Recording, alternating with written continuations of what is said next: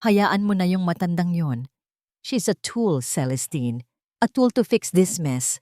Pagkatapos nito, sino pa ba siya? Ang bawat salita ay tila maliliit na bubog ng salamin na lumusot sa makapal na pinto ng boardroom.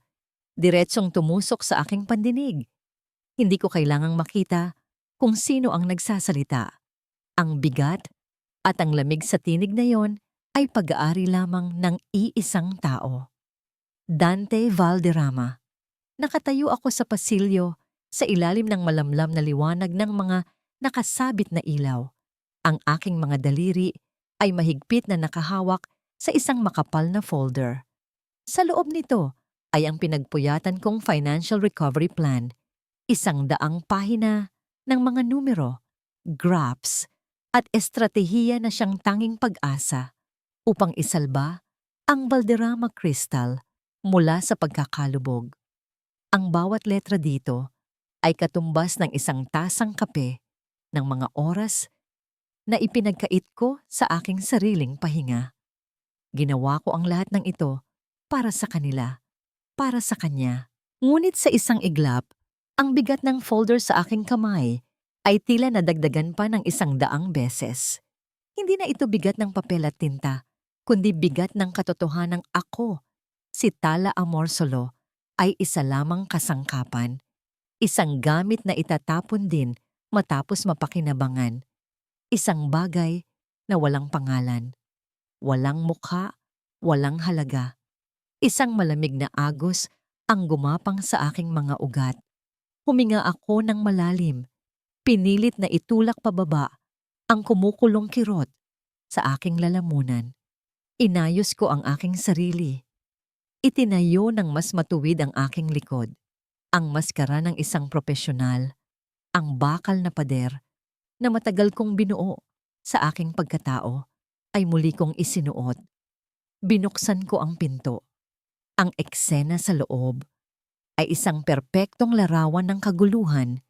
4 na magkakapatid na lalaki, ang 4 na haligi ng isang imperyong malapit ng gumuho.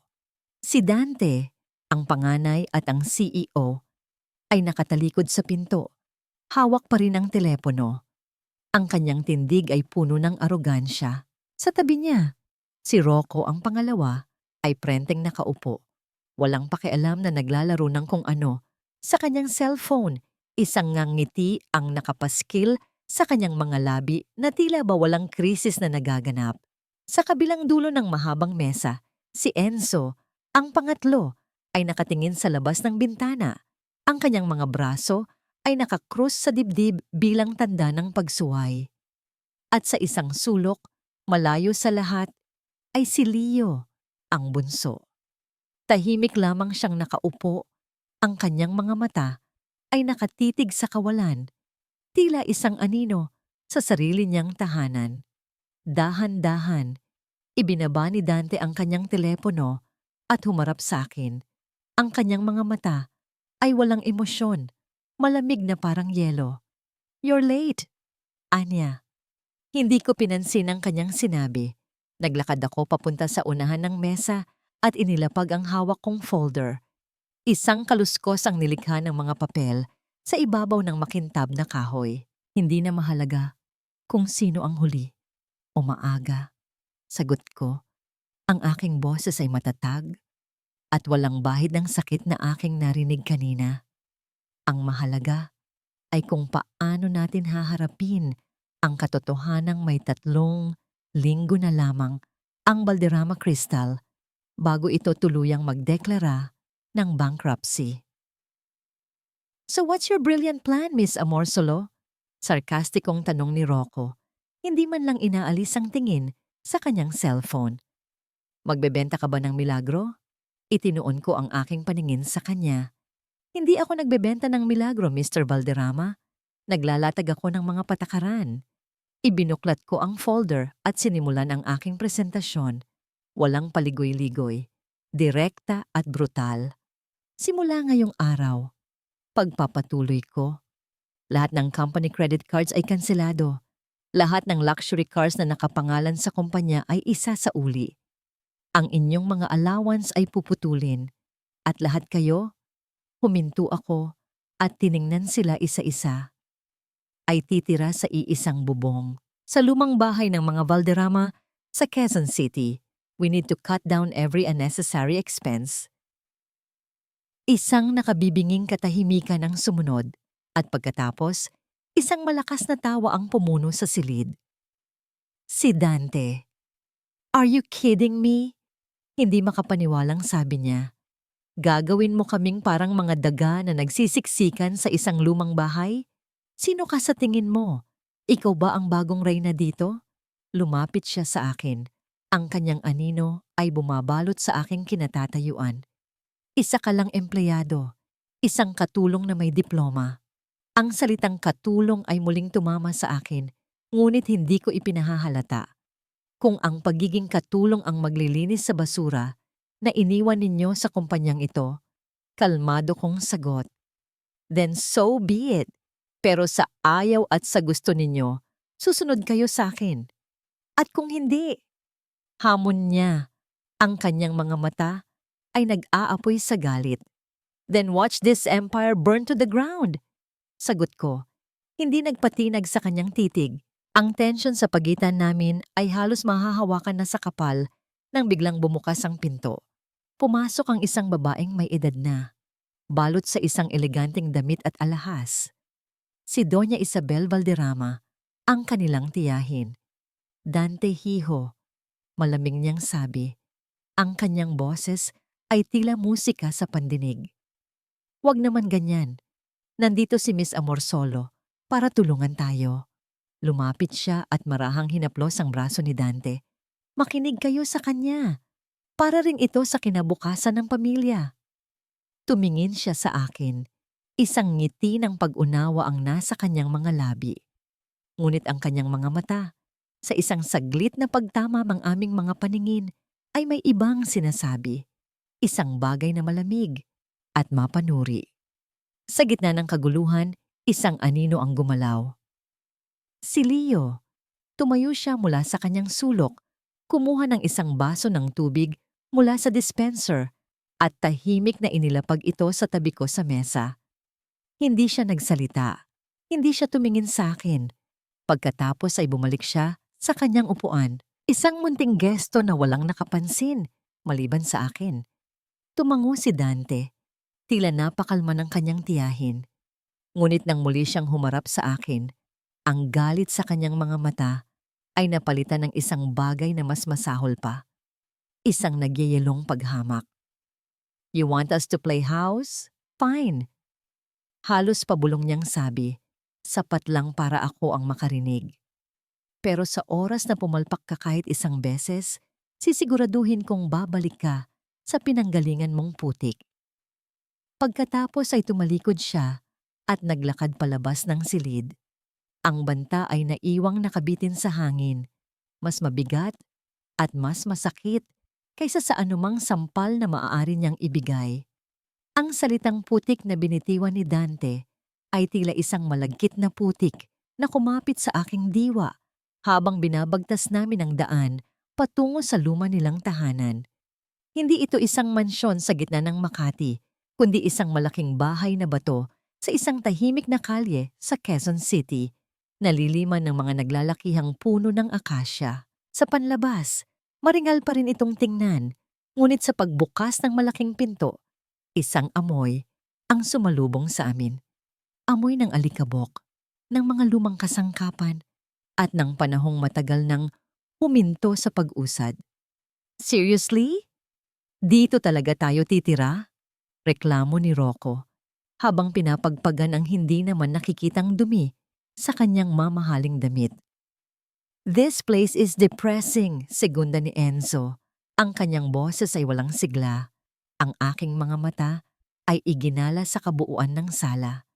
Ang lahat ay nababalot ng puting tela, tila mga multo ng isang marangyang nakaraan. Nararamdaman ko ang bigat sa hangin, hindi lamang alikabok, kundi mga alaalang hindi pa rin matahimik. Isang matandang babae, may mga gatla na ng panahon sa kanyang muka, ngunit may maamong mga mata, ang lumabas mula sa isang pinto sa gilid. Ang kanyang puting buhok ay nakapusod ng maayos. Mga Ginoo, bati niya, isang maliit na ngiti ang sumilay sa kanyang mga labi. Pagkatapos ay tumingin siya sa akin. Ang kanyang mga mata ay puno ng pagkilala at paggalang. At kayo po, Miss Amorsolo, maligayang pagdating. Nanay Rosa, what is she doing here? Agad na tanong ni Dante. Ang kanyang boses ay magaspang. Ako ang nag-utos sa kanya na manatili. Sagot ko, bago pa makapagsalita ang matanda. Kakailanganin natin ng tulong sa bahay na ito. Hindi na umimik si Dante, ngunit ang masamang titig na ipinukol niya sa akin ay sapat ng sagot.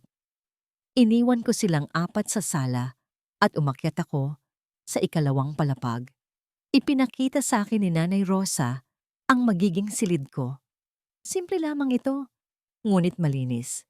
May isang kama, isang aparador, at isang maliit na mesa. Ang bintana ay nakatanaw sa hardin sa likod bahay na napabayaan na. Isinara ko ang pinto at sa wakas, nagkaroon ako ng ilang sandali para sa aking sarili. Inilapag ko ang aking bag sa sahig. Sa loob ng bag ay hindi lamang mga damit at gamit, kundi isang litrato na kinuha ko. Larawan ng aking ina. Nakangiti siya, ngunit ang mga mata niya ay may bakas ng matinding pagod at pag-aalala. Ang kanyang kalusugan ay humihina at ang mga gastusin para sa kanyang gamot at therapy ay patuloy na tumataas. Ito ang pinakamalaking bigat sa aking balikat. Ang dahilan kung bakit kinaya ko ang lahat ng pagmamaliit sa Valderrama. Kinuha ko ang aking telepono at nagpadala ng pera sa aming kapitbahay. Kahit na maliit na halaga lamang, ang pagkaubos nito sa aking bank account ay nagdulot ng paninikip sa aking dibdib. Sa sitwasyon ngayon, kailangan kong maging mas masinop pa sa pagtitipid. Ang bawat sentimo ay mahalaga. Ang karangalan ko ay maaring masugatan, ngunit ang kinabukasan ng aking ina ay hindi. Ilang sandali pa, kinalampag ang pinto ng aking silid. Hoy, Miss Amorsolo, dinner is ready. But what is this pathetic joke? Galit na boses ni Dante. Bumaba ako sa kusina. Ang buong mesa ay nababalot sa isang tensyon na halos magpabagsak sa mga kubyertos. Sa gitna ng mesa ay isang simpleng hapunan, inihaw na isda at nilagang gulay, mga pagkain na hindi kailanman inihanda sa mga Valderrama. What is this, Nanay Rosa? Tanong ni Rocco. Ang kanyang mukha ay nandidiri. Pangmasa ito. Hindi kami kumakain ng ganito. Walang luhong pagkain, Mr. Valderrama. Paliwanag ko, kalmado. Ang pera ng Valderrama Crystal ay kailangan sa operasyon ng kumpanya, hindi sa inyong mga gourmet cravings. Magsanay kayong kumain ng kailangan ninyo, hindi ang gusto ninyo. Tumayo si Dante, ang kanyang upuan, ay nagbigay ng ingay ng itulak niya. Ikaw, mariin niyang sabi sa akin, hindi ka namin amo. Wala kang karapatan na diktahan ang buhay namin. Kung ganoon, sagot ko, hinarap siya. Maghanap ka ng trabaho, kumita ka ng sarili mong pera, at kumain ka ng gusto mo. Pero hanggat binabayaran ka ng Valderrama Crystal, susundin mo ang patakaran ko. O baka naman, tiningnan ko ang apat na magkakapatid. Mas gusto ninyong makita ang Valderrama Crystal na maging liquidation? Ang salitang liquidation ay tila isang sumpa. Umalis si Dante, naglakad patungo sa pinto at naglaho sa dilim ng hardin. Sumunod si Enzo, habang si Rocco ay nanatiling nakatitig sa kanyang pagkain. Ang kanyang panga ay mahigpit na nakakuyom. Tanging si Leo lamang ang nagsimulang kumain ng tahimik. Nang matapos ang hapunan, nag-iisa akong naghugas ng pinggan. Lumapit si Nanay Rosa at pinanood lang niya ako. Salamat po, sabi niya. Ang kanyang boses ay puno ng sinseridad. Matagal ko nang hindi nakita ang mga bata na kumakain ng sabay-sabay. Kahit magulo, may buhay. Ang pamilya ay hindi tungkol sa mga alahas at mga mamahaling hapunan, Nanay Rosa.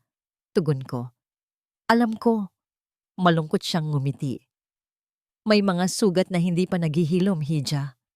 Ang mga bata, mula nang pumanaw ang kanilang ina, nagbago ang lahat. Ang bahay na ito ay puno ng alaala, masaya, at malungkot. Anong nangyari sa nanay nila? Tanong ko. Nag-aalangan si Nanay Rosa. Tumingin siya sa paligid na para bang may makakarinig sa amin. Mabait na tao si Senyora, magaling. Pero laging may takot sa kanyang mga mata, lalo na kay Doña Isabel. Pagkatapos ay huminto siya at iniba ang usapan. Pasensya na, Hija. Huwag mo na lang akong pansinin. Masyado na akong matanda. Ngunit ang kanyang mga salita ay nag-iwan ng butas sa aking isip. Bago ako makapagtanong pa, isang malaking ingay ang narinig mula sa likod bahay. "Wala kayong karapatang gawin to!" Sigaw ni Rocco. Mabilis akong lumabas. Nakita ko si Rocco na galit na nakaharap sa isang security guard. Pinapalitan ng security guard ang lahat ng lumang padlock ng mga bago. "Pinalitan ko ang lahat ng locks, Mr. Valderrama." Sabi ko, "No unauthorized entry, no leaving the premises after 10 o'clock. Walang maghihiwalay sa inyong apat. Kayo ay nasa ilalim ng house arrest ng aking pamamahala." Nagningit-ngit sa galit si Rocco. "Babalik ka sa pinanggalingan mong putik. Tandaan mo yan." "Then make sure you can afford the fall." Balik salita ko sa kanya. Pagkatapos ng gulo, umakyat ako muli sa aking silid. Nagsimula akong ayusin ang aking mga gamit. Naisip ko ang sinabi ni Dante, ang banta ni Rocco, at ang babala ni Nanay Rosa. Ang pag-iral ko sa buhay ng mga Valderrama ay tila isang maliit na bagyo na dumarating. Pero sa likod ng lahat ng ito, may mas malaking bagyo na nagkukubli. Habang inaayos ko ang aking laptop, isang bagong email ang lumabas sa aking inbox. Hindi ito galing sa kumpanya. Ang sender ay Truth Seeker. Binuksan ko ito. Walang teksto. Tanging isang attachment lamang. Isang litrato. Ang litrato ay malabo. Kuha sa malayo, ngunit malinaw pa ring makikita ang dalawang tao na nakaupo sa isang table. Ang isa ay si Dante Valderrama. Ang pangalawa ay si Mr. De La Cruz, ang CEO ng isang kalabang kumpanya na matagal nang nagtatangkang sirain ang Valderrama Crystal. Ang kanilang mga kamay ay nasa ibabaw ng mesa. Tila nagtatapos ng isang kasunduan. Ang aking puso ay naramdaman ang isang matalim na kirot. Hindi dahil sa posibilidad ng pagtataksil, kundi dahil sa pagdududa. "Dante, sinubukan ba niya talagang iligtas ang kumpanya o ginagamit niya lang ako bilang isang panangga habang siya ay nakikipagsabwatan sa kalaban?" Bumalik sa aking isip ang mga salita ni Dante. "She's a tool, Celestine. A tool to fix this mess." Ang folder ng Financial Recovery Plan ay nakalagay sa ibabaw ng mesa. Ang litrato ay nasa screen ng aking laptop. Tiningnan ko ang mga ito ng paulit-ulit. Kung tama ang hinala ko, hindi lang ang Valderrama Crystal ang nasa panganib, maging ang buhay ko at ang kapakanan ng aking ina. Sino ang nagpadala nito? Sino ang matapat sa akin? O sino ang nagtatangka na guluhin ang lahat? Hindi ko pinikit ang aking mga mata buong gabi. Ang litratong nasa screen ng laptop at ang boses ni Dante na umaalingaw-ngaw sa aking isip ay sapat ng pamatay sa anumang antok.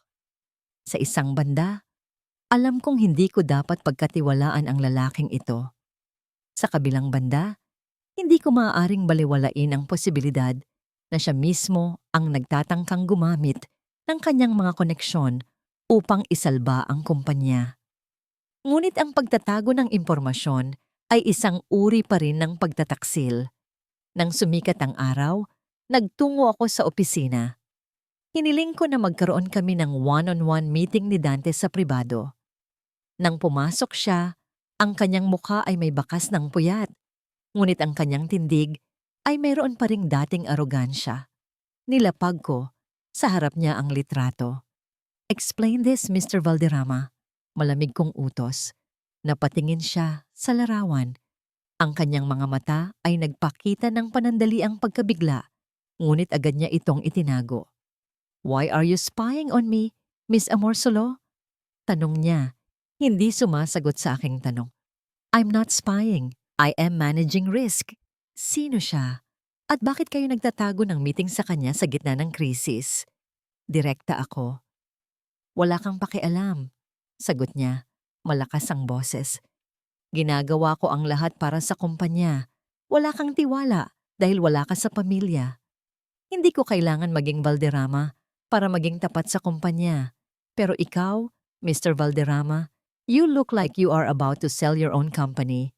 Binitawan ko ang salita at nakita ko ang matalim na kirot sa kanyang muka. Ang trabaho ko ay hindi lang magsalba ng pera. Ang trabaho ko ay magsalba ng integrity. At kung kasabwat ka sa kalaban, kailangan kong malaman. Hindi siya sumagot. Tumayo siya at pilit na kinuha ang folder ko. "I'm done with this conversation." Pero hindi pa tapos ang drama. Sa mismong araw na yon, kumalat ang balita sa media. Pabagsak na Valderrama Crystal, milyon-milyong piso ang nawawala sa isang suspicious transaction. Agad bumulusok ang halaga ng stocks. Ang Valderrama Crystal ay nasa bingit na ng tuluyang pagbagsak. Agad nagkaroon ng emergency board meeting. Si Doña Isabel ay nagpakita na tila labis na nag-aalala. Ang kanyang mga mata ay punong-puno ng luha. "Dante, anak," umiiyak niyang sabi. "Hindi na natin ito kakayanin. Kailangan natin ng solusyon na agarang makakakuha ng tiwala ng mga investor. Ngayon na." "Wala na tayong oras," may stress na sabi ng isa sa mga board member. "Mayroon pa," mahinang sabi ni Doña Isabel, ngunit sapat na para marinig ng lahat. Tumingin siya kay Dante at pagkatapos sa akin. Dapat ipamukha natin sa publiko na si Dante ay handa ng maging responsable, na mag-aasawa na siya, na magiging matatag na ang pamilya. Kinilabutan ako. Naramdaman ko ang pagdaloy ng isang malamig na agos sa aking mga braso. Ito na ang huling yugto ng kanilang plano. "It's the perfect timing," patuloy ni Isabel. "Isipin ninyo, Dante, ikaw at si Miss Amorsolo. She's competent. Magaling siyang manager. You two are a power couple. That story will buy us 3 more months. That's all we need." Ang mga board member ay nagkatinginan at tumango. Nabili ng idea ni Isabel. Para sa kanila, ito ay isang estratehiya, hindi isang sining ng pag-ibig. Tumingin sa akin si Dante. Ang kanyang mukha ay nagpapakita ng labis na pagtutol, ngunit alam ko na wala siyang magagawa. Hindi siya maaaring tanggihan ang tiyahin na nag-iingat sa kanya. "Miss Amorsolo," nagsimula siya. I know this is below you, but I'll pay you. I'll pay you 3 times the amount of your monthly salary as a bonus. If this works, I'll give you enough money to pay all your debts. 1 taon lang. Be my fiancé on paper." Tumingin ako sa kanyang mga mata.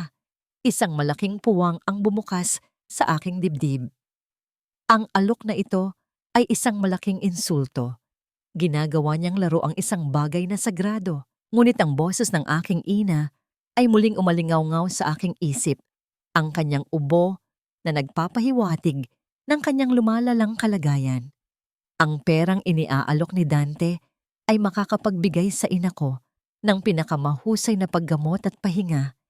Ito ay kalayaan para sa akin mula sa pang-araw-araw na pag-aalala.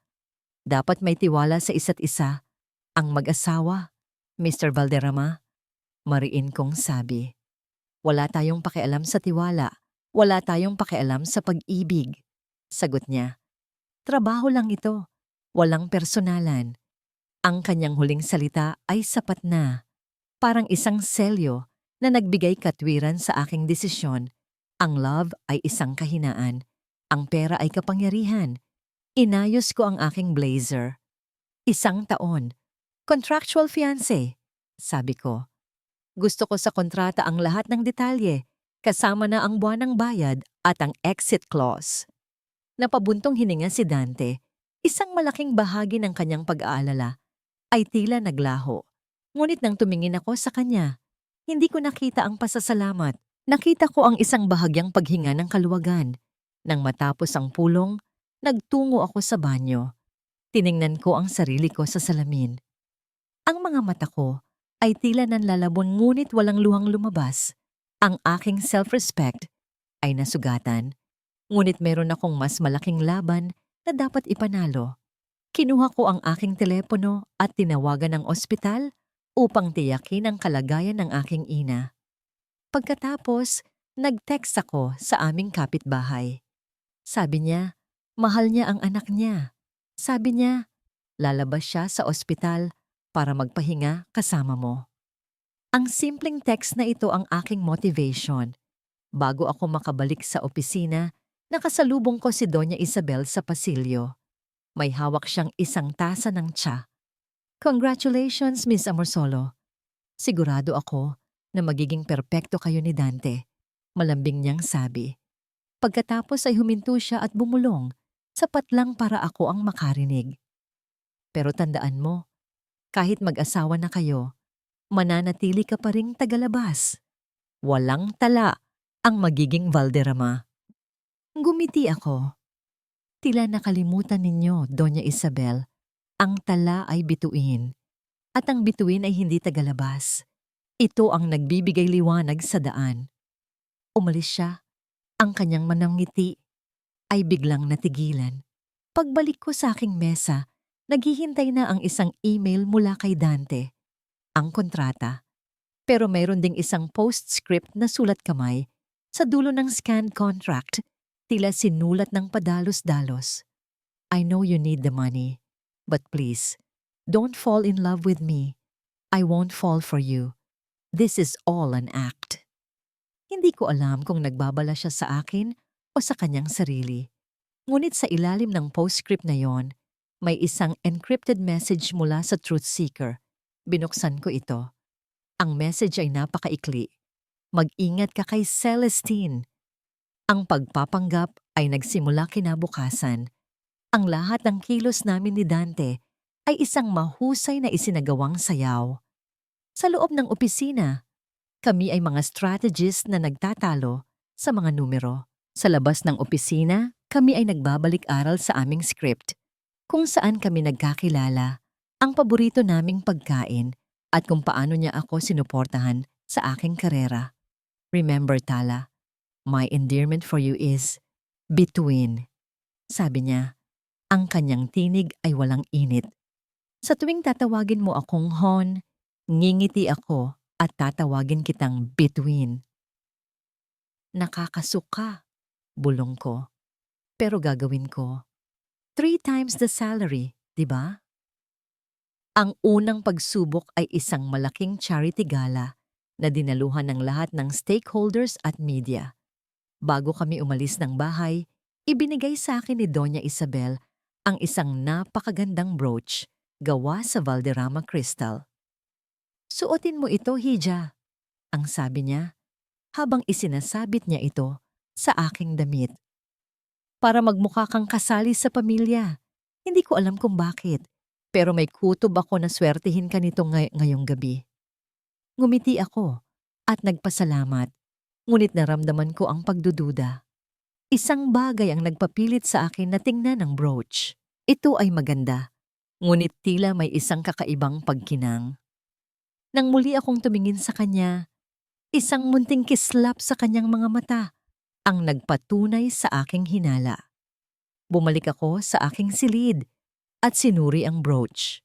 Gamit ang aking miniature security device na lagi kong dala, natuklasan ko ang isang micro camera na nakatago sa loob ng kristal. Ginamit niya ang brooch upang maging mata at tainga niya sa event. Hindi ko inalis ang brooch. Sa halip, sinuot ko ito at isinagawa ang aking plano. Kung gusto niyang manood si Doña Isabel, pagbibigyan ko siya. Nang dumating kami sa gala, ang lahat ng mata ayon sa amin. Dante, na nakasuot ng formal na damit, ay nagmumukhang isang tunay na Prince Charming. Habang naglalakad kami sa red carpet, ang kanyang kamay ay nakalagay sa aking likod. Ang init ng kanyang palad ay lumalago sa tela ng aking damit. nagdudulot ng isang kakaibang kuryente sa aking balat. Smile between.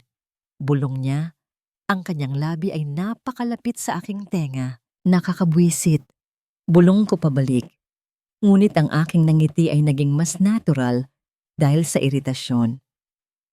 Ang gabi ay lumipas sa sunod-sunod na mga interview at photo opportunity. Kailangan naming magpanggap na magkasintahan. Sa bawat flash ng camera, kailangan niyang halikan ang aking noo, o hawakan ang aking kamay, o haplusin ang aking buhok. Ang bawat paghipo ay lumilikha ng isang serye ng maliliit na pag-aalinlangan sa aking loob. Ito ba ay bahagi ng act? O mayroon bang kahit kaunting damdamin sa likod ng mga gawaing iyon? Habang sumasayaw kami, ang aming mga katawan ay nagkadikit. Ang aming mga hininga ay nagsasalubong. Bituin, are you okay? Tanong niya. I'm okay, hon. Just tired. Sagot ko, gamit ang endearment na nakapagpabigat sa aking dila. You look different tonight, sabi niya. Ang kanyang tingin ay nakatutok sa aking mga mata. That's the magic of pretense, Dante. We're both different tonight. Tugon ko.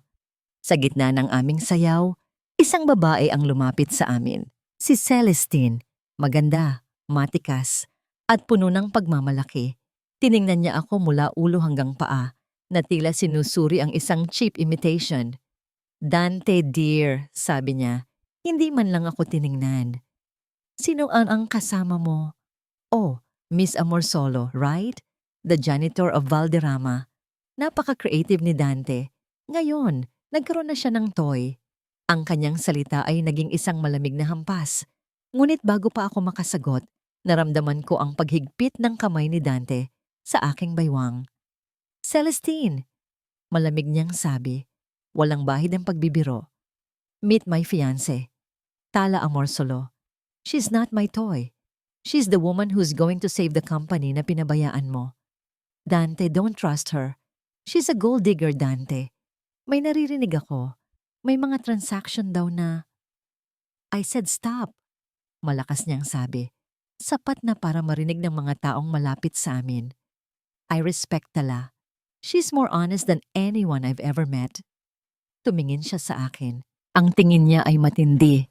Tila tinutunaw ang aking mga pagdududa. Don't believe anything Celestine says, Bitwen. Ang kanyang sinabi ay nagdulot ng isang munting crack sa aking bakal na pader. Ang pagtatanggol niya sa akin ay hindi nakasulat sa script. Nang umalis si Celestine, ang aming sayaw ay nagtapos. Hinarap ko si Dante at ang aking mga mata ay punong-puno ng pagtatanong. Bakit mo ginawa yon? Tanong ko. Hindi kasali sa kontrata ang pagtatanggol. She insulted you, sagot niya. Ang kanyang boses ay naging mas malumanay.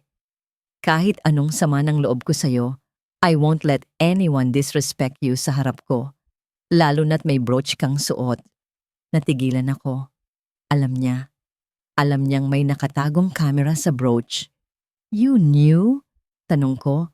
Ang aking puso ay naramdaman ng pagbilis. Tumango siya. Alam kong hindi na tayo pinapanood ni Doña Isabel. Nandoon siya sa board of directors. But let's just say, alam ko ang mga kalokohan ng tiyahin ko. Kung alam mo ang mga kalokohan niya, mariin kong sabi, bakit hindi ka gumawa ng aksyon? Tala, there are things you don't know about my family. Things that are not meant to be known. Umikot ang tingin niya sa akin. Basta, huwag kang magtiwala sa kanya. And don't trust Celestine either. She's dangerous. Naiwan akong nakatayo. Ang aking isip ay naguguluhan. Ang brooch ay isang bitag, ngunit si Dante ay tila nagbigay ng babala. Sino ang dapat kong pagkatiwalaan? Ang lalaking nagtatanggol sa akin o ang lalaking nagtatago ng mga lihim? Habang naghahanda kami na umuwi, nagpaalam ako kay Dante sandali. Nagtungo ako sa banyo at tiningnan ko ang brooch sa salamin. Alam kong naririnig ako ni Doña Isabel. Maganda ang brooch na ito, Doña Isabel. I think it's the perfect accessory for my next big move. Bulong ko. Dapat malaman ng board na may plano akong hanapin ang money trail na ginamit sa nakaraang krisis. Sisimulan ko sa mga accounts na hindi pa naa-audit. Simula bukas. Pagkatapos ay mabilis kong inalis ang brooch at inilagay sa aking bag. Naramdaman ko ang pananabik at isang kakaibang lakas. Nang makabalik ako sa sasakyan, umandar kami pauwi. Habang nagmamaneho si Dante, ang kanyang telepono ay umilaw. Hindi ko sinadyang makita. Isang text message mula sa isang unknown number. Nice acting tonight. You saved her. Pero makikita mo, ang pagtatanggol sa kanya ay ang magiging rason ng pagbagsak mo. Nanlamig ang aking buong katawan. Hindi si Celestine ang nag-text. Hindi rin si Isabel. Ito ay isang taong alam ang buong plano. Kasama na ang pagtatanggol ni Dante sa akin. At ang pinakamasakit na bahagi. Ito ay tungkol kay Dante, hindi sa akin. Sino ang matapat na kaaway at sino ang mapagkunwaring kaibigan? Ang warning text na natanggap ni Dante ay lalo pang nagpalaki sa alon ng pagdududa sa aking kalooban. Sino ang nagtatangka na guluhin ang Valderrama at sino ang nagpapakita ng pagkukunwari? Ngunit alam kong hindi ako maaaring magtiwala sa kahit sino. Maliban sa aking sariling talino at kakayahan, ang pinakamahusay na paraan upang maprotektahan ang sarili ay ang malaman ang totoo. Kinaumagahan, sinimulan ko ang aking investigasyon na tila isa lamang routine audit. Nagtungo ako sa mga archives ng Valderrama Crystal, naghahanap ng mga lumang audit report at financial statements na isinagawa noong buhay pa ang ina ni Dante. Hindi tulad ng inaasahan ko, napunta ako sa lumang library ng bahay ng Valderrama. Ang aklatan ay masikip at inabandona. Nababalutan ng alikabok na nagmumula sa mga pahinang matagal nang hindi nabubuksan. Ang amoy ng lumang papel at pinatuyong kahoy ay nagdulot ng mabigat na pakiramdam sa aking dibdib. Tila bumibisita ako sa libingan ng isang alaala. Habang naghahanap ako ng mga old files na itinago sa likod ng mga lumang libro, naramdaman ko ang presensya ni Nanay Rosa sa likod ko. Tahimik siyang naglalakad, may dalang basahan at dusting spray. "Hija, huwag kang mag-alala," mahina niyang sabi habang sinisimulan niyang punasan ang ibabaw ng mga lamesa. Hindi ganyan ang dating ng bahay na ito nung buhay pa si Senyora. "Nanay Rosa," tanong ko, sinasamantala ang pagkakataon. Ano po ba talaga ang nangyari sa nanay nila? May sakit po ba siya? Huminto siya sa paglilinis. Tumingin siya sa akin. Ang kanyang mga mata ay nanlalabo. Mahal na mahal ko si Senyora. Magaling siyang tao, matalino, masipag. Pero nagkasakit siya, Hija. Unti-unti. Mula nang umalis ang tiyahin niyang si Isabel, dito sa bahay, tila bumuti ang lagay niya. Pero nang bumalik si Doña Isabel, unti-unti siyang nawala. Ang kanyang boses ay nanginginig. Hindi ko masabi kung ano tala. Basta, may takot ako kay Doña Isabel. Masyado siyang mabait. Masyado siyang sweet para maging totoo. May alam po ba kayong sekreto na maitatago ni Senyora na may kaugnayan kay Doña Isabel? Hindi sumagot si Nanay Rosa. Tumingin siya sa isang malaking portrait ng pamilya Valderrama na nakasabit sa itaas ng fireplace. Ang nanay ni Dante ay nakangiti. Ngunit may kalungkutan sa kanyang mga mata. Mayroon siyang isang maliit na kahon. Bulong niya, ang kanyang tingin ay nakatutok pa rin sa portrait. Araw-araw, bago siya matulog, may isinusulat siya doon. Nang mamatay siya, nagpilit si Doña Isabel na kunin ang kahon. Pero alam kong itatago niya ang isang bagay na importante. Itinago ko yon, Hija. Alam ko na ang kahon na yon ang lihim niya. Naramdaman ko ang pagbilis ng tibok ng aking puso. Nasaan po ang kahon, Nanay Rosa? Hindi pa ngayon, Hija. Hindi pa ngayon. Mariin niyang sabi. Hindi pa sapat ang lakas mo. Kailangan mong mag-ingat. Masyadong malaki ang risk na kukunin mo. Biglang bumukas ang pinto. Si Dante. Tala, I've been looking for you. Ano ang ginagawa mo sa library? Ang kanyang tinig ay mas maamo kaysa dati, ngunit may halong pag-aalala. Nag-a-audit ng mga lumang records. Sagot ko, kalmado. Nag-iisa akong risk manager dito. Kailangan kong malaman ang nakaraan. Tumingin si Dante kay Nanay Rosa. Nay, pwede po bang iwan niyo muna kami? Nang makaalis si Nanay Rosa, lumapit si Dante sa akin. Hindi siya galit. Nag-aalala siya. Tala, alam ko na marami kang tanong at alam kong nagdududa ka sa akin. Pero maniwala ka, wala akong gagawing masama sa kumpanya. In fact, I'm working on something to save it. Paliwanag niya. Tulad ng pakikipagkita mo kay Mr. De La Cruz? Tanong ko. Bumuntong hininga siya. Ang kanyang mukha ay nagpakita ng isang lalim na hindi ko pa nakita dati. Hindi siya ang aroganteng Dante na nakilala ko. Tala, I have to be honest with you. That meeting with De La Cruz was real, but not for the reason you think. I was trying to buy time. Nagpanggap akong ibebenta ko ang Valderrama sa kanya para lang pigilan siya sa pagbili ng mga stocks natin. I need him to stop so I can find a way to get investors from outside. Pag-amin niya, I didn't tell you because I didn't trust you yet. Ang kanyang confession ay nagdulot ng isang kakaibang pakiramdam. Hindi ko alam kung bakit, ngunit ang kanyang sinabi ay tila totoo. Why did you defend me against Celestine at the gala? Tanong ko. She's my ex, sagot niya. She's toxic. She's the reason why I'm here and no one, not even her, should speak to you like that. You are here to save us. You are more honest than any of us, Valderrama. Naiwan akong nakatitig sa kanya. Sa isang saglit, ang kanyang arogansya ay naglaho, napalitan ng isang pagod na kaluluwa. Tiningnan niya ang portrait ng kanyang ina. Minsan, kapag gabi, mahina niyang sabi, bumabangon ako at pumupunta dito. Sinasabi ko sa kanya ang lahat ng problema ko. Siya lang ang tanging tao na hindi ako hinuhusgahan.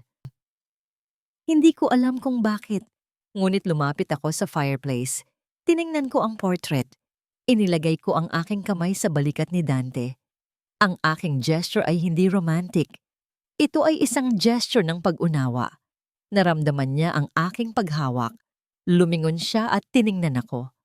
Ang kanyang mga mata ay nanunubok, naghahanap ng pagpapatawad o kaunting pag-unawa. Ngunit hindi ko alam kung ano ang ipinahihiwatig ng aking mga mata. Tala, anya. Ang kanyang boses ay puno ng pagnanais na ipagtapat ang lahat. Dante, putol ko sa kanya. Bago pa siya makapagsalita ng anumang bagay na makakasira sa aming contract. Trabaho lang ito, walang personalan. Umalis ako sa library, ngunit sa aking pag-alis, narinig ko ang isang mahinang tunog. Narinig ko ang mahinang pagbagsak ng isang bagay sa mesa. At pagkatapos ay ang malalim na buntong hininga ni Dante. Nang lumabas ako sa library, ang bawat hakbang ko ay mabigat. Tila may kalawang na kumapit sa aking mga paa. Ang pag-amin ni Dante ay nagdulot ng isang napakalaking crack sa aking matibay na depensa. Ang lalaking akala ko ay ganap na masama ay nagpakita ng isang bahagi ng kanyang pagkatao na nasasaktan at naghahanap ng pag-unawa. Ngunit hindi ito nangangahulugan na maaari ko siyang pagkatiwalaan ng buo. Kinabukasan, tumama ang crisis na inaasahan. Isang malaking supplier ang nag-atras ng kontrata dahil sa rumor ng bankruptcy ng Valderrama Crystal. Ang pagkalugi ay hindi lamang pinansyal. Ito ay isang malaking dagok sa reputasyon. Tumawag si Dante. Ang kanyang boses ay masikip, puno ng pagkabigo. Tala, we need to meet. Ngayon na, dito sa bahay. Nang dumating ako sa lumang bahay, ang tensyon ay kasing kapal ng usok. Si Dante ay nasa sala, may hawak na folder. Ang kanyang buhok ay magulo. Ang kanyang mukha ay nagpapakita ng labis na pagod. Look at this, sabi niya, at inihagis niya ang folder sa sofa. They backed out. Sabi nila, ang Valderrama Crystal ay too risky. Lahat ng hirap ko, Tala. Lahat ng pagpapanggap natin. Wala. It's all gone. Ito na ang epekto ng mismanagement ninyo sa loob ng maraming taon, Dante. Huwag mong isisi sa akin. Matigas kong sagot. Kung nagpakita ka lang ng mas maagang professionalism. Professionalism? Sigaw niya. Ilang beses ko bang kailangan patunayan sa'yo na ginagawa ko ang lahat? Lahat tayo ay nagpapanggap tala. You're acting like you care, but all you see is the money. Ang kanyang mga salita ay tumama sa akin ng napakalakas. Naramdaman ko ang paglamig ng aking mga kamay. Lumapit ako sa kanya. Ang aking mga mata ay naging matalim. Huwag mong ipasa sa akin ang kasalanan mo, Dante. Kung nakikita ko lang ang pera, hindi sana ako nandito. Mas pinili kong iligtas ang kumpanya ninyo kaysa sa sarili kong katahimikan. Pinigilan ko ang aking galit. May ina akong may sakit, Dante. Bago mo ako husgahan, tingnan mo muna ang sarili mo. Ikaw ang dahilan kung bakit kailangan ko ang pera na yan. Ang aming pagtatalo ay nagpatuloy ng ilang sandali. Ang bawat salita ay mayroong lason. Ang bawat salita ay naghuhubad ng aming mga maskara. Biglang nagdilim ang paligid. Isang malakas na pag-agos ng tubig ang narinig mula sa bubong at nagsimulang bumagsak ang ulan. I'm trying to save your company and your family, Dante. Pero hindi ko alam kung bakit ako pa ang masisisi sa lahat. Ang aking boses ay nagpapakita na ng pagod at sakit. Lumapit siya sa akin. Ang kanyang mga mata ay nagpapakita ng isang bagong emosyon na hindi ko mabasa. Ito ay galit, pagkabigo, at isang bagay na mas malalim. Naramdaman ko ang paghinga niya, ang init ng kanyang katawan. Naitulak niya ako sa dingding, at ang aking likod ay napasandal. Huwag mo akong tingnan ng ganyan tala, bulong niya. Huwag mong tingnan na parang anghel ka. You are manipulating me just like everyone else. Hindi ako nagsalita. Tiningnan ko lamang siya. Ang aking mga mata ay punong-puno ng paghamon at pagod. Naramdaman ko ang pagdaloy ng ulan sa labas. At pagkatapos, nang walang babala, hinalikan niya ako. Hindi ito isang halik ng pag-ibig o pag-iibigan. Ito ay isang halik ng frustration, ng confusion, ng desire na pilit na inilalabas ang lahat ng tension at emotion na naipon namin sa loob ng ilang linggo. Ang kanyang mga labi ay mabigat at mapilit. Ang aking mga kamay ay nanigas sa gilid, hindi ko alam kung lalaban ako o hahayaan ko lang. Ang pag-iisa ng aming mga labi ay parang isang maingay na pagsabog. Ang galit ay biglang naglaho, napalitan ng isang kakaibang lambing. Naramdaman ko ang paglambot ng kanyang mga labi. Ang kanyang kamay ay naging marahan. Inilagay niya ang kanyang palad sa aking pisngi at pinisil ito ng bahagya. Ang ulan ay patuloy na bumabagsak sa labas at ang tunog nito ay tila isang musikang malungkot. Nang bumitaw siya, tiningnan niya ako. Ang kanyang mukha ay nagpakita ng isang lalim na hindi ko pa nakita. Hindi niya inaasahan ang nangyari. Tala, mahina niyang sabi. Ang kanyang boses ay tila napakalayo. Dante, tugon ko. I don't know why I did that. Pag-amin niya, ang kanyang tingin ay bumaba sa aking mga labi at pagkatapos ay umalis. I'm sorry, hindi ito bahagi ng contract. Naglakad siya palayo. Ang kanyang likod ay matigas at nagtungo sa hagdanan. Iniwan niya ako na nakatayo sa tabi ng dingding. Ang init ng kanyang labi ay naiwan sa akin at ang aking puso ay naramdaman ang mabilis na pagtibok. Nang makita ko ang folder na inihagis niya, napansin ko ang isang maliit na papel na nakakabit sa likod nito. Isang note mula kay Doña Isabel. Huwag kang mag-alala. Hiho, alam ko ang gagawin. Just stick to the plan. At sa isang iglap, bumalik ang malamig na katotohanan. Ang halik na yon ay maaaring isa lamang tactic. Ang kanyang pag-amin ay maaaring isang diversion. Biglang may pumasok sa aking silid. Si Celestine. Ang kanyang muka ay puno ng pagmamalaki at galit. Sayang! Malamig niyang sabi habang itinataas niya ang kanyang telepono. Pinakita niya sa akin ang isang serye ng transaction receipts at mga fake emails na tila galing sa akin. Ito ang mga proof mo, Tala. Magagamit ko na ito. You're done. Anong ginagawa mo? Tanong ko. Tinapos ko lang ang sinimulan ni Dante. Ngumiti siya. Alam mo ba? Matagal ko nang alam na nagtataksil siya. Kaya ko ginawa ito. At ikaw? You are just a collateral damage. Naramdaman ko ang panghihina ng aking mga tuhod. Naramdaman ko ang mabilis na pag-agos ng dugo sa aking ulo. Hindi ito tungkol sa pera. Ito ay tungkol sa revenge. At ang halik na yon ay maaaring isa lamang paraan upang malinlang ako. Nang magtangka akong magsalita, biglang nagring ang telepono ni Celestine. Nakita ko ang pangalan na lumabas sa screen. Dante Valderrama. Sinagot niya ito at lumabas siya ng silid. Iniwan akong nakatayo sa gitna ng sala. Hawak-hawak ang aking dibdib. Bumalik sa aking isip ang mga salita ni Dante. I don't know why I did that. Nang muling pumasok si Celestine, ang kanyang mukha ay nagpapakita ng isang malaking ngiti. Sorry, Tala. Dante said he needs me. Kailangan daw niyang ayusin ang isip niya. Tumawa siya. Wala ka sa script niya. Naramdaman ko ang lalamunan ko na parang pinipiga. Wala na akong energy na magsalita. Ang aking mga kalamnan ay nanigas. Habang pinapanood ko si Celestine na naglalakad palabas ng lumang bahay Valderrama. Alam kong hindi pa tapos ang gabi. Ang pagkilos ni Celestine ay simula lamang ng paghila sa lubid ng bitag. Naramdaman ko ang paglamig ng aking paligid kahit na ang hangin sa sala ay nanatiling tahimik.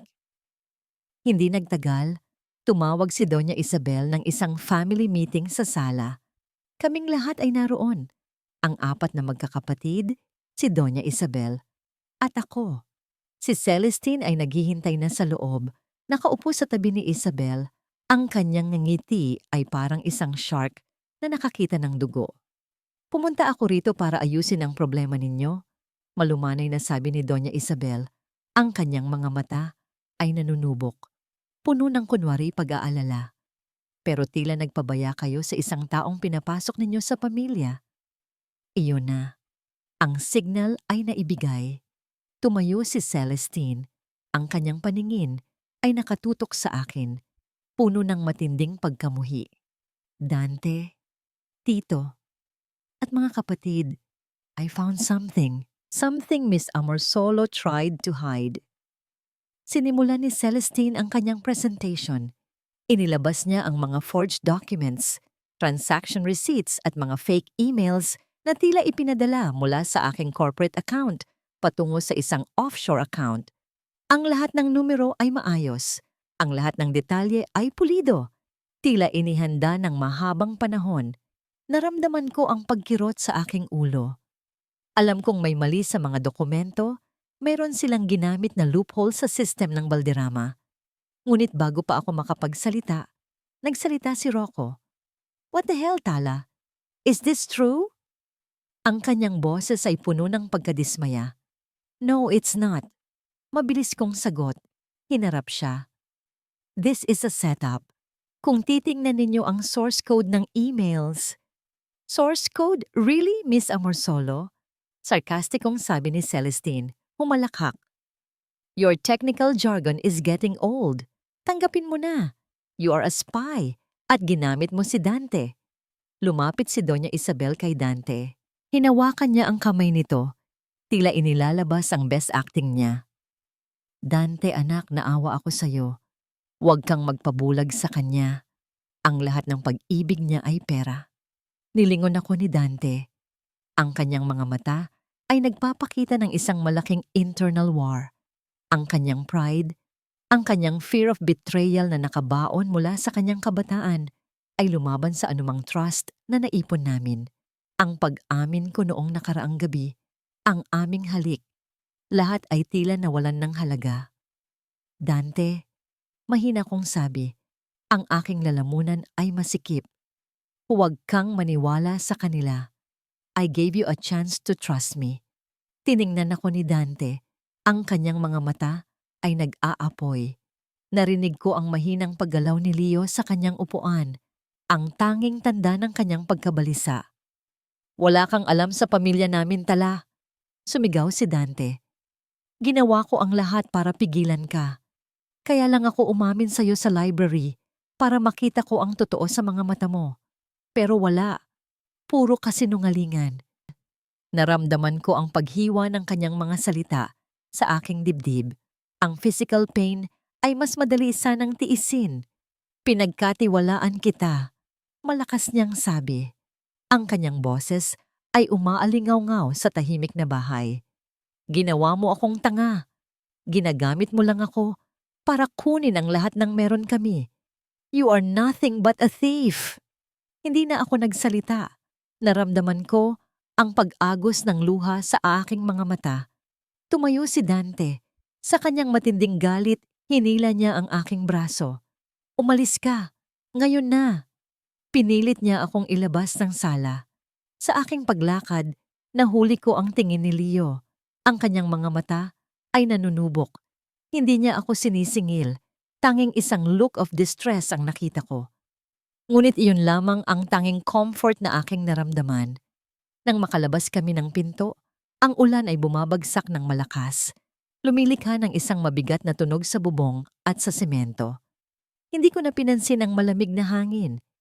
Hinawakan ako ni Dante sa aking balikat at marasa kong itinulak. Umalis ka. Huwag ka nang magpapakita sa akin kailanman. Sumigaw siya. Ang kanyang tinig ay pinunit ng galit. Babagsak ka sa putik na pinanggalingan mo. I won't lose anything because of a woman like you. Pagkatapos, nang walang anumang babala, lumapat ang kanyang palad sa aking pisngi.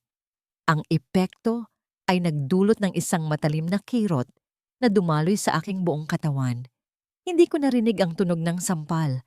Ang kirot lamang ang aking naramdaman.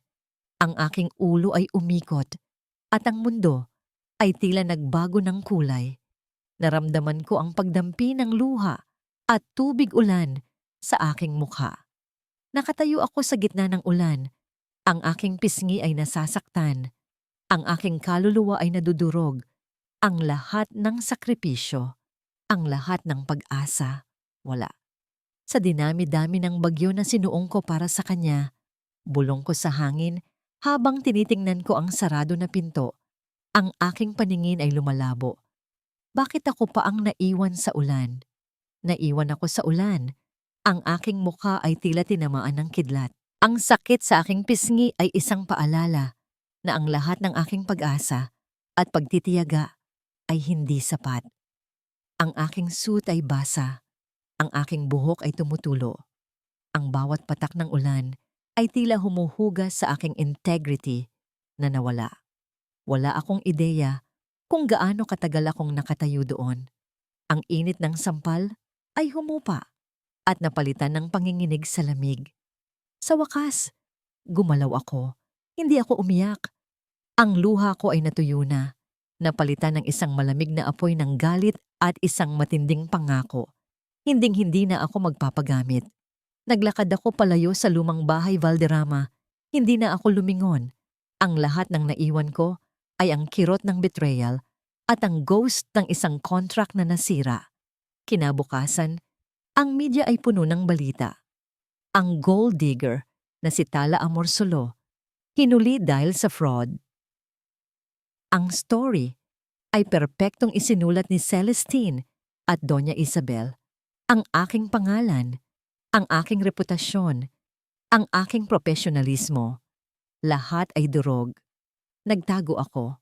Nagrenta ako ng isang maliit na kwarto sa isang boarding house na napakalayo sa aking dating buhay.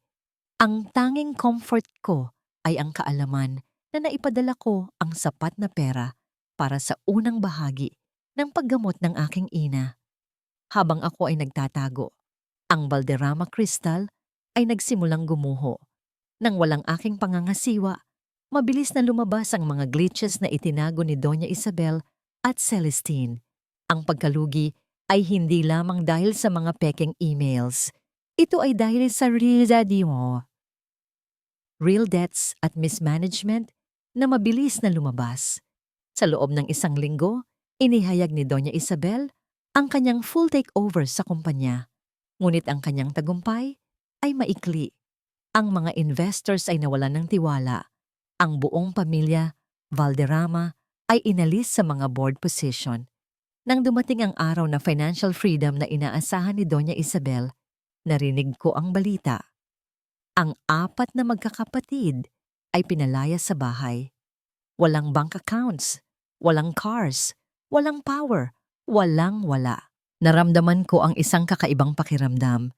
Hindi ito satisfaction, kundi isang matinding kalungkutan. Sila ay naging biktima ng kanilang sariling pride at ng scheme ng kanilang tiyahin. Ngunit ang aking suffering ay hindi kasing bigat ng kanila. Wala akong pakialam sa kanila. Ang kailangan ko ay ang katotohanan. Kinontak ko si Nanay Rosa. Ang aming meeting ay naganap sa isang liblib na park. Ang matandang babae ay nanginginig sa takot. "Tala anak, buti naman at ligtas ka," sabi niya habang hinahawakan niya ang aking kamay.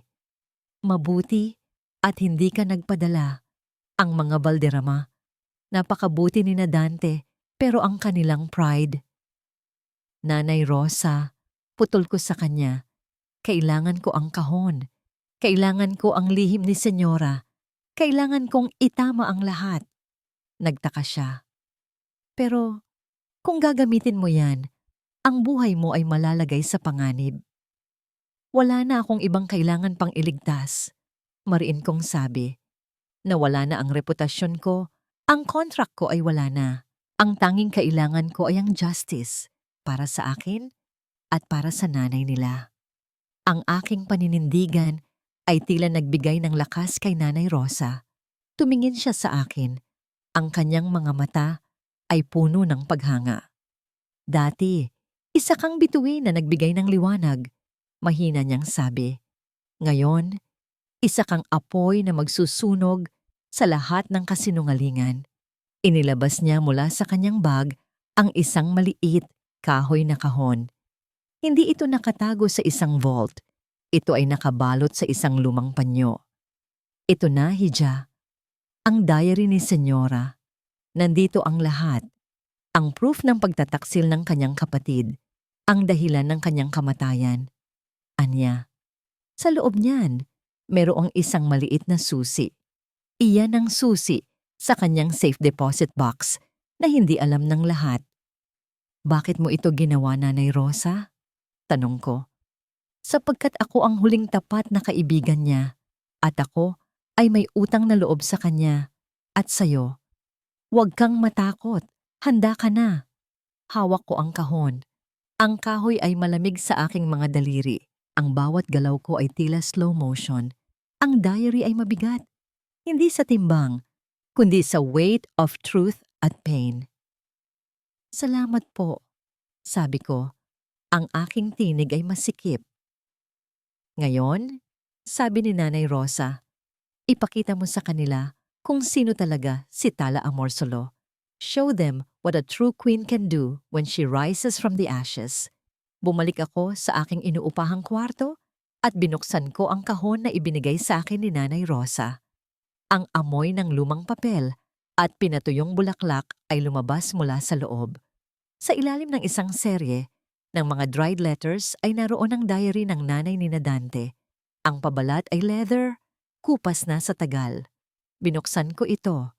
Ang sulat kamay ay maganda, ngunit ang bawat salita ay puno ng kalungkutan. Nagsimula akong magbasa. Ang mga pahina ay naglalarawan ng isang masayang pamilya. Ngunit unti-unti, ang mga entry ay naging mas madilim. Takot ako. Parang may pumapatay sa akin ng dahan-dahan. Ang aking kapatid, si Isabel, siya ay masyadong mabait. Sa tuwing nakikita ko siya, tila merong lason sa hangin. Nawawala ang aking lakas. Sabi ng doktor, habang nagbabasa ako, ang aking mga mata ay napuno ng luha. Hindi para sa aking sarili, kundi para sa kalungkutan ng babaeng ito na walang makapagsabi ng totoo. Siya ay namatay ng tahimik, nilamon ng kasinungalingan at ambisyon. Ang huling entry ay nakasulat sa isang nanginginig na sulat kamay. Ang aking hindi lang diary, Ito ay isang testament. Ang nanay ni na Dante ay nakipaglaban hanggang sa huling hininga niya. Sa loob ng kahon, natagpuan ko ang susi. Ito ay maliit at luma, ngunit punong-puno ng halaga. Nang araw na yon, kinontak ko si Attorney Gutierrez. Ang meeting ay naganap sa isang coffee shop sa labas ng business district. Siya ay isang matandang abogado. Ang kanyang buhok ay may uban. Ngunit ang kanyang mga mata ay matalas. Nang makita niya ang diary, naramdaman ko ang paghihina ng kanyang katawan. "My God," sabi niya, habang hinahawakan ang diary. Sabi ko na, "Naghihintay ako sa iyo, Tala. Alam kong darating ka." "Alam ninyo po ba ang lihim niya?" Tanong ko. Alam ko na may mga documents siya na proof ng mga money laundering activities ni Isabel. Noon pa, pinoprotektahan ko ang susi na yon, pero hindi ko alam kung saan niya itinago. Si Nanay Rosa, siya ang may alam. Gagamitin ko po ang lahat ng ito, Attorney Gutierrez. Hindi lang para sa Valderrama, para sa justice ang nanay nila. Pero bago yon, kailangan kong malaman ang lahat ng nangyayari kay Dante. Habang ako ay naghahanap ng justice, si Dante naman ay nagtatrabaho ng husto. Ayon kay Attorney Gutierrez, si Dante ay nagtatrabaho sa piyalan bilang isang cargo handler. Naramdaman ko ang kakaibang panghihina sa aking dibdib. Ang Prince Charming na dating nagmamaneho ng sports car ay ngayon ay nagpapawis at nagpapasa ng mabibigat na boxes. Kinagabihan, nagtungo ako sa piyalan. Nakatayo ako sa isang madilim na sulok. Pinapanood ko si Dante. Ang kanyang damit ay marumi.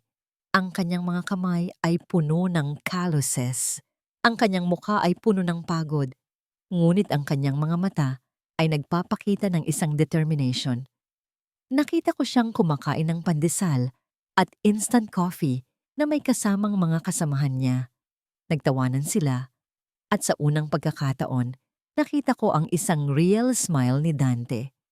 Ang nangiting hindi fake. Nang matapos silang kumain, nag-iisa siyang umupo sa tabi ng mga cargo containers. Kumuha siya ng isang lumang wallet at binuksan niya ito. Sa loob, hindi niya tiningnan ang litrato ni Celestine. Tiningnan niya ang isang lumang ID picture ng kanyang ina. At pagkatapos, naramdaman ko ang panginginig ng aking katawan. Kinuha niya ang ID picture ng kanyang ina at idinikit niya ito sa ID picture ko na nakuha niya sa opisina bago ako umalis. Pareho silang mga passport ID pictures. Tinitigan niya ang mga ito ng matagal. At pagkatapos, narinig ko ang mahinang pag-agos ng luha sa kanyang mga pisngi. Ang kanyang katawan ay nanginginig. Ang kanyang pag-iyak ay tahimik, ngunit puno ng matinding sakit at pagsisisi. Tala, bulong niya. Ang kanyang tinig ay pinunit ng emosyon. "Patawarin mo ako. Hindi ko alam ang ginawa ko." Ang pag-iyak niya ay nagdulot ng isang matalim na kirot sa aking puso. Ito ay hindi act. Ito ay isang taong broken. Umalis ako. Hindi na ako nagpakita sa kanya. Ang pag-iyak niya ay sapat ng proof para sa akin. Hindi siya ang villain ng aming story. Siya ay isa lamang victim ng kanyang pride at ng scheme ni Isabel. Nagbalik ako kay Attorney Gutierrez. "Attorney Gutierrez, handa na po ako. I-cash in na natin ang lahat ng assets na nakuha natin. I will buy the Valderrama crystal and I will bring back the justice of Mrs. Valderrama." Sa sumunod na mga araw, naging abala kami ni Attorney Gutierrez sa paghahanda ng final assault. Ginamit namin ang lahat ng impormasyong nakuha mula sa diary at ang documents mula sa safe deposit box na matagumpay naming nakuha. Ang mga ebidensya ay hindi lamang nagpapatunay sa money laundering ni Isabel, kundi pati na rin ang kanyang involvement sa slow poisoning ng nanay ni na Dante. Tala, sabi ni Attorney Gutierrez, habang nilalagyan niya ng folder ang briefcase, ang ebidensya na ito ay sapat na para ibalik ang Valderrama sa 4 na magkakapatid at para makulong si Doña Isabel. "Hindi sapat, Attorney Gutierrez," sagot ko. "Hindi ko ito ginagawa para bumalik si Dante sa kapangyarihan. Ginagawa ko ito para sa justice ng nanay nila at para sa dignity ko." Ang final board meeting ay itinakda. Ito ang huling araw ng grace period bago tuluyang makuha ni Doña Isabel ang full control ng Valderrama Crystal. Bago ako magtungo sa meeting, may isa akong huling mission. Kailangan kong makita si Dante. Hindi para makipag-ayos, kundi para makita ang resulta ng kanyang fall. Nagtungo ako sa piyalan. Si Dante ay nagtatrabaho pa rin. Ang kanyang mga damit ay puno ng dumi at pawis. Nang makita niya ako, ang kanyang mga mata ay nanlaki. Ang kanyang mukha ay nagpakita ng isang pain na mas masakit pa kaysa sa pisikal na trabaho. "Anong ginagawa mo rito, Tala?" Tanong din niya. Ang kanyang tinig ay malamig. "Hindi ka ba natatakot na makita ako?" "Hindi. Hindi na ako natatakot," sabi ko. Lumapit ako sa kanya. Tiningnan ko ang kanyang mga kamay. Ang dating smooth hands ay puno na ng calluses at scratches. "Babalik ka na ba sa Maynila?" Tanong niya. "Hindi na mahalaga kung saan ako pupunta. Ang mahalaga ay ang ginawa mo sa akin," mariin kong sabi. "Alam ko," sabi niya, at yumuko siya. "Sinampal kita. Patawarin mo ako, Tala. Ang pride ko ang pumatay sa aking trust. Ang pride ko ang pumatay sa'yo. Wala akong excuse." Ang kanyang paghingi ng tawad ay nagdulot ng isang matalim na kirot sa aking puso. Ito ay totoo. Ang sincerity ay lumabas mula sa kanyang mga mata. "May ina akong may sakit, Dante. Ang bawat sandali na ginugol ko sa'yo ay oras na ibinigay ko sa work para makatulong sa kanya." Sabi ko, ang aking tinig ay masikip. "Ang sakit ng sampal mo ay hindi kasing sakit ng betrayal mo. Hindi ako gold digger, Dante. Ako ay isang babae na ginagamit ang skills niya para mabuhay. Alam ko," sabi niya. "Ngayon, sa wakas alam ko na, hindi ko na kailangan bumalik sa Valderrama. Masaya ako rito. Ang suffering na ito ay karma ko. I deserve it." "Hindi ako pumunta rito para magbigay ng absolution sa'yo, Dante," sabi ko. "Pumunta ako rito para sabihin sa'yo na ang truth ay malapit ng lumabas at ikaw, kasama ang mga kapatid mo, ay may utang na loob sa akin. Hindi pera, kundi justice." Bago pa siya makasagot, may narinig akong familiar voice. "Dante, ano yan? Nagdadrama ka na naman." Tears of a clown? Si Celestine. Nakasuot siya ng luxury dress at may hawak na paper bag. "Dante, ano yan? Kape? Heto, binilan kita ng branded coffee mula sa coffee shop na hindi mo na-afford. Welcome to your new life." Nakangiti si Celestine. Ang kanyang nangiti ay puno ng pagmamalaki at cruelty. "Celestine," malamig na sabi ni Dante, "umalis ka. Hindi ka na namin kailangan." "Kailangan mo ako, Dante," mariin niyang sabi. "Hindi mo lang alam. Ang board meeting bukas, ako ang magiging CEO ng Valderrama Crystal. Kaya maging mabait ka sa akin.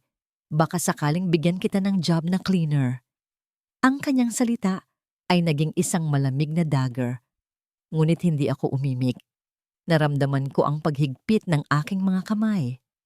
"I'm sorry, Celestine," sabi ko. Ang aking tinig ay kalmado. "Hindi ka magiging CEO. I will." Lumingon si Celestine sa akin. Ang kanyang mukha ay puno ng pagtataka. "Sino ka sa tingin mo? A fugitive? A fraud?" "Hindi. Ako ang queen ng Valderrama," sabi ko. "Nakuha ko ang lahat ng proof mo, Celestine, at nakuha ko ang proof ng nanay ni Dante. Maghanda ka." Nagtaka siya. Dante's mother? Nang sandaling iyon, ang kanyang telepono ay umilaw. Isang text message mula kay Doña Isabel. "Celestine." May ngumiti si Celestine. "Isang final attack? Hindi ka man lang makapasok sa boardroom, Tala. You are going to be arrested." "Maybe, maybe not," sabi ko. "Pero ang ultimate attack ko ay hindi legal documents.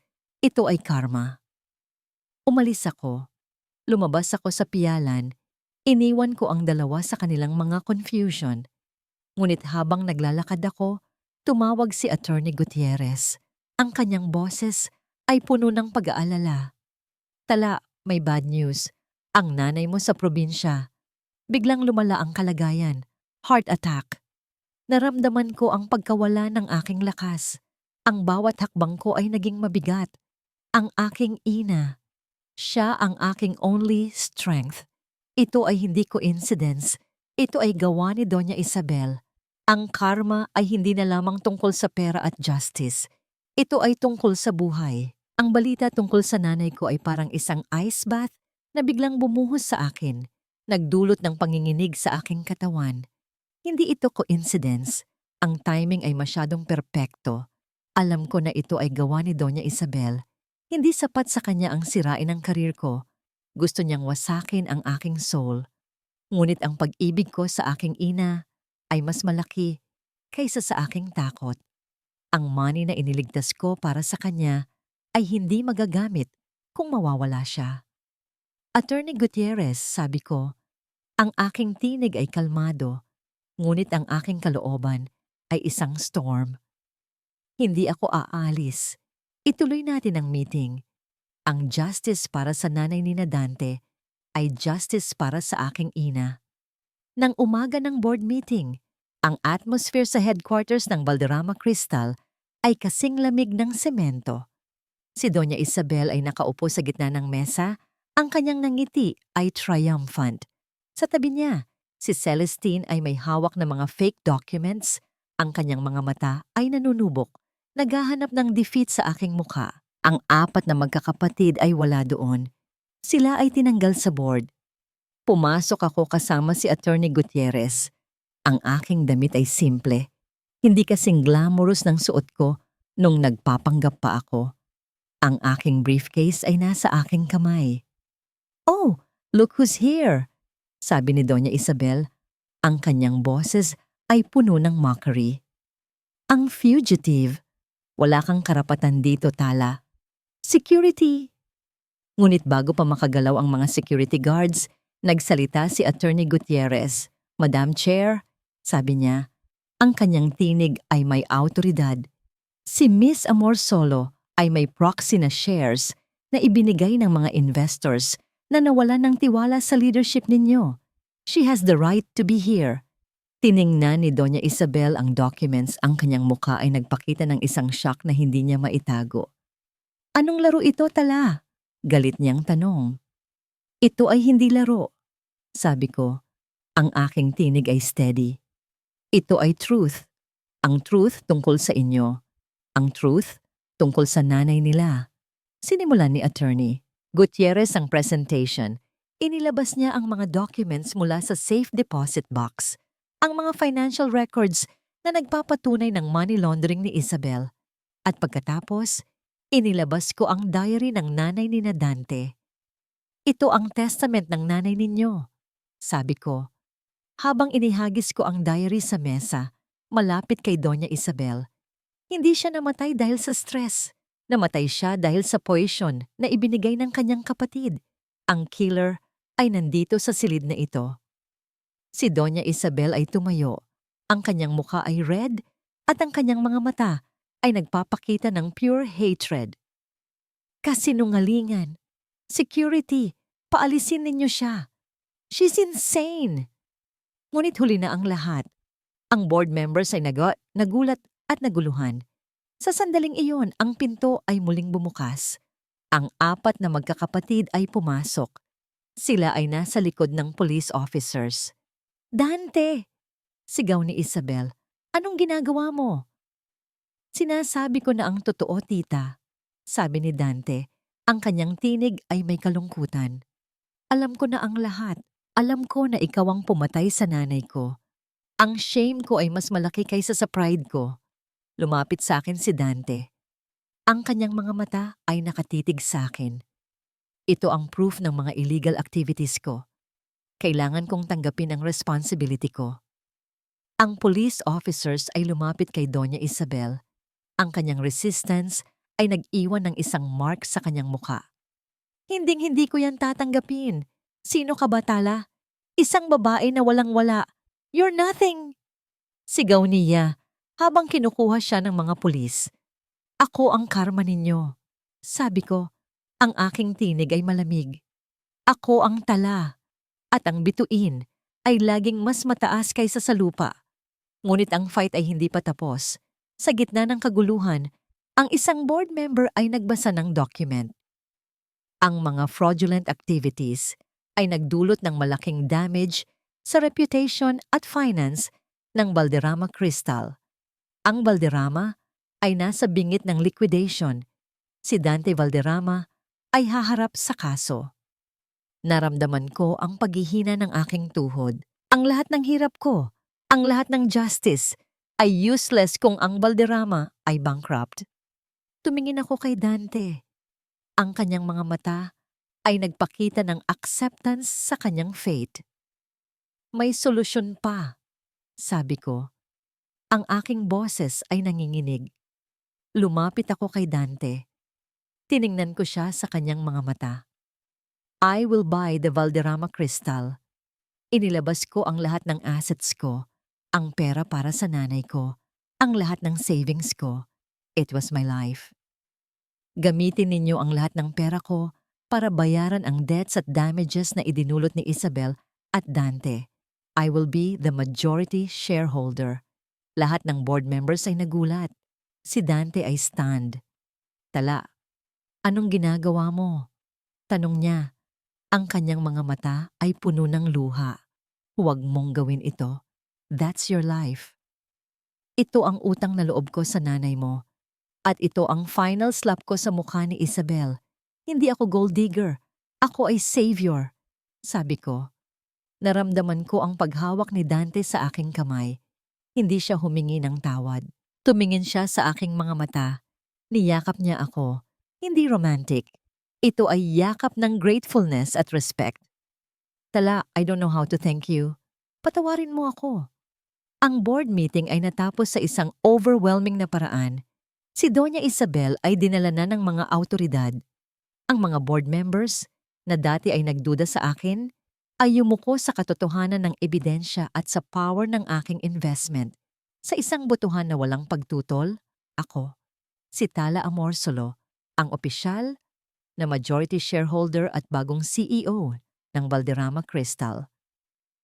Ang pag-iisa namin ni Dante sa boardroom matapos umalis ang lahat ay hindi puno ng passion, kundi ng respect at awkwardness. Tala. Nagsimula siya, nakatayo sa labas ng aking bagong opisina. Hindi na ito ang malaking lamesa sa old mansion. Ito ay isang modernong tanggapan na may malaking bintana na nakatanaw sa buong Maynila, ang kingdom na aking sinakop. Dante, tugon ko, nakaupo sa aking bagong executive chair. Hindi ko siya inimbita na pumasok, ngunit hindi ko rin siya pinigilan. I heard about your mother, mahina niyang sabi. Kailan siya lilipat sa mas magandang ospital? I can arrange it? Huwag kang mag-alala, sagot ko. Nagawa ko na. She's recovering well. Hindi na critical. Kaya ko itong gawin dahil hindi ko na kailangang mag-alala sa pera. Tumango si Dante. May isang quiet understanding sa pagitan namin. The other brothers. They're looking for jobs. They're ashamed to face you. Hindi ko sila pinatalsik. Sagot ko. Sila ang nagpasiyang resign mula sa dating buhay nila. Ang Valderrama Crystal ay hindi na para sa mga lazy heirs. Ito ay para sa mga taong handang magtrabaho. Muli siyang tumitig sa akin. Ang kanyang mga mata ay may paghanga at paggalang. Tala, gusto kong patunayan sa'yo na hindi na ako ang dating Dante. I'm ready to work. I want to earn my place back. Hindi bilang owner, kundi bilang isang manager na karapat-dapat sa'yo. Nararamdaman ko ang isang mainit na alon na tumaas sa aking dibdib. Ito ay hindi ang kilig ng pag-ibig, kundi ang satisfaction ng vindication. Ang kanyang pagkilala sa aking halaga ay ang pinakamahalagang payment na natanggap ko. Fine, sabi ko. Wala akong pakialam kung sino ka noon. Ang mahalaga ay kung sino ka ngayon. Nandito ang organizational chart. Rocco will handle marketing. Enzo will focus on product development. Si Leo, research and design. Ikaw, Dante. Ikaw ang magiging operations head. Kailangan kong may magbabantay sa floor. Inilabas ko ang isang folder na may new set of contracts. Ibinigay ko ito sa kanya. I-review mo ito. Sign it. Kinuha niya ang folder. Ang kanyang mga kamay ay nanginginig ng bahagya. Hindi dahil sa takot, kundi dahil sa significance ng sandaling iyon. Gusto kong patunayan na karapat-dapat ako sa tiwalang ibinigay mo, Ma'am Tala. Ang pagtawag niya sa akin ng ma'am ay isang napakalaking pagbabago. Ito ay hindi pagmamahal. Ito ay respect. Ito ang divorce mula sa aming fake romance at ang birth ng isang professional relationship. You have 1 year, sabi ko. Prove it. Nakangiti si Dante, isang tunay na ngiti na puno ng determinasyon. Maraming salamat, Tala. Umalis siya. Naiwan akong mag-isa sa aking opisina. Tiningnan ko ang skyline ng Maynila. Ang lahat ng aking pinaghirapan ay nasa aking paanan. Ang aking ina ay gumagaling. Ang mga villains ay nakulong. Ang empire ay naisalba. Hindi ko kailangan ng isang asawa para maging queen. Ako ang nagtayo ng sarili kong trono. Ang pagpapatawad ay ibinigay ko kay Dante, hindi para maging kami ulit, kundi para makalaya ako sa baggage ng naka-assigage ng nakaraan. 1 taon ang lumipas, mula nang ang katarungan ay igawad at ang Valderrama Crystal ay muling sumikat. Mas maliwanag pa kaysa dati. Ang mga headline ng negosyo ay hindi na tungkol sa iskandalo, kundi tungkol sa innovation at resilience. Sa ilalim ng aking pamamahala, ang kumpanya ay hindi lamang naibalik sa dati nitong kadakilaan, kundi nalampasan pa ito. Ang aking mga desisyon ay matibay, batay sa data at hindi sa emosyon. Ang aking ina ay nasa isang private rehabilitation center sa probinsya. Ang kanyang kalusugan ay lubos ng bumuti. Ang bawat success ko sa kumpanya ay direktang isinasalin sa mas magandang pag-aalaga para sa kanya. Ang pagiging successful ko ang nagbigay sa amin ng kapayapaan. Si Doña Isabel ay nakakulong. Ang kanyang arrogance ay napalitan ng pagsisisi. Si Celestina naman ay naglaho sa society pages, tila hindi na muling nakita pagkatapos ng skandal. Ang 4 na Valderrama brothers ay nagbago. Si Dante, bilang operations head, ay nagtrabaho ng husto. Ang kanyang mga kamay ay nanatiling may calluses, ngunit ang kanyang isip ay naging sharper. Hindi na siya ang mayabang na heir. Siya ay isang leader na nagpahalaga sa bawat sentimo at bawat empleyado. Nakatayo ako sa executive balcony ng aking opisina. Hawak ko ang isang tasa ng kape. Nakatingin sa lumulubog na araw sa ibabaw ng Makati. Ang hangin ay may bahagyang daloy. Nagdadala ng mga pabango ng jasmine mula sa mga rooftop gardens sa ibaba. Ito ang aking mundo. Binuo ko ito mula sa abo. Narinig ko ang marahang pagbukas ng pinto. Hindi ako lumingon. Alam ko kung sino iyon. Ma'am Tala, may file po kayo dito na kailangan ninyong pirmahan bago kayo umalis, sabi ni Dante. Ang kanyang tinig ay profesional at magalang. Lumapit siya at inilapag ang file sa aking mesa. Pagkatapos ay tumayo siya doon, tila naghihintay ng susunod na utos. Salamat, Dante, sabi ko. Lumagda sa mga dokumento ng mabilis. Ilang beses ko na pong sinabi, Tala, hindi ko na kailangan ang tawag na ma'am. At hindi ako nagtatrabaho para sa salary ko. Nagtatrabaho ako para sa respect na ibinigay mo sa akin. At patuloy mo itong ipinapakita araw-araw. Sagot ko, iyon ang sapat na para sa akin. Nagkaroon ng isang long pause. Ito ay isang comfortable silence na hindi na puno ng tensyon, kundi ng malalim na pag-unawa. Saan ka pupunta ngayon? Tanong niya. Tila nag-aalala. Pupunta ako sa probinsya. May project kami ni Attorney Gutierrez para sa CSR ng Valderrama. Pero sa ngayon, pupuntahan ko muna ang ina ko. Sagot ko. I understand. Anya. Take your time. Ang kumpanya ay ligtas sa iyo. We are all safe. Tumingin ako sa kanya at sa wakas, ngumiti ako. Isang tunay, malalim na ngiti. Dante, gusto mo bang sumama? Napakislap ang mga mata niya. Saan? Sa Palawan. May small resort na binili ko para sa mga executive retreat. Gusto kong makita ninyong apat ang isang lugar na peaceful. Ako na ang magmamaneho, sabi niya. Isang genuine smile ang sumilay sa kanyang labi. Sige, pero ako ang magbabayad ng gasolina. Biro ko, natawa si Dante. Isang tunay na tawa. Hindi na siya ang mayabang na lalaki na tinitingnan ako bilang tool. Siya ay isang lalaking natuto mula sa kanyang pagkakamali. Hindi kami umalis bilang magkasintahan. Walang romantic kiss o wedding proposal. Umalis kami bilang dalawang taong nagtulungang ilibing ang nakaraan at nagpapatibay ng isang bagong foundation na hindi gawa sa ilusyon, kundi sa mutual respect. Nang kami ay nasa sasakyan, papalabas ng lungsod, ang araw ay sumikat na. Napuno ng liwanag ang loob. Ang aking ina ay nagpapagaling at ang aking legacy ay nabubuo.